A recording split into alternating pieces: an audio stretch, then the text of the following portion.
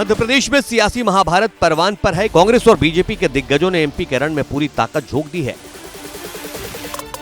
सूबे की सबसे अहम सीटों में से एक विदिशा पर सबकी नजर है, क्योंकि विदिशा जिले की सीट अपनी राजनीतिक महत्ता रखती है। पूर्व विदेश मंत्री सुषमा स्वराज और प्रदेश के मुख्यमंत्री शिवराज सिंह चौहान का ये जिला संसदीय क्षेत्र रहा है। विदिशा जिले की विदिशा विधानसभा सीट प्रदेश की 49 सीटों में है, जिसे बीजेपी का गढ़ कहा जाता है। हालांकि 2018 के चुनाव में उसे झटका लगा था और ये सीट कांग्रेस के पास चली गई, लेकिन इस बार बीजेपी ने फिर अपना जोर लगाया है। विदिशा से इस बार बीजेपी ने मुकेश टंडन को मैदान में उतारा है, तो वहीं कांग्रेस ने फिर शशांक भार्गव को टिकट देकर मजबूत दावेदारी पेश की है।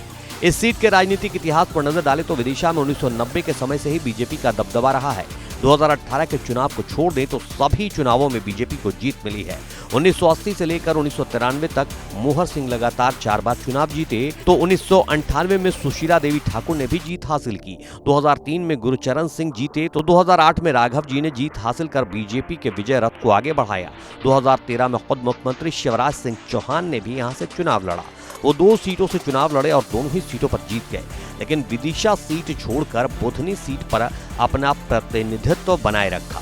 फिर 2013 के उपचुनाव में कल्याण सिंह ठाकुर ने जीत हासिल की, लेकिन 2018 में कांग्रेस के शशांक भार्गव ने बीजेपी का विजय रथ रोका और कांग्रेस को जीत दिलाई। कांग्रेस ने एक बार फिर शशांक भार्गव पर ही दांव खेला है। इस सीट के जातीय समीकरण की बात करें तो 2018 के आंकड़ों के मुताबिक विदिशा में करीब 2 लाख मतदाता हैं, जिनमें 1,06,011 पुरुष मतदाता और 94,305 महिला मतदाता हैं। विदिशा में सबसे ज्यादा 44% ओबीसी मतदाता हैं। इसके बाद करीब 21% अनुसूचित जाति के वोटर्स हैं। वहीं करीब 18% सवर्ण मतदाता भी हैं। ऐसे में सीट पर पिछड़े वर्ग के वोटर्स की भूमिका बेहद अहम रहती है। वैसे तो विदिशा पर बीजेपी का ही दबदबा रहा है, लेकिन 2018 में कांग्रेस ने उलटफेर कर दिया था।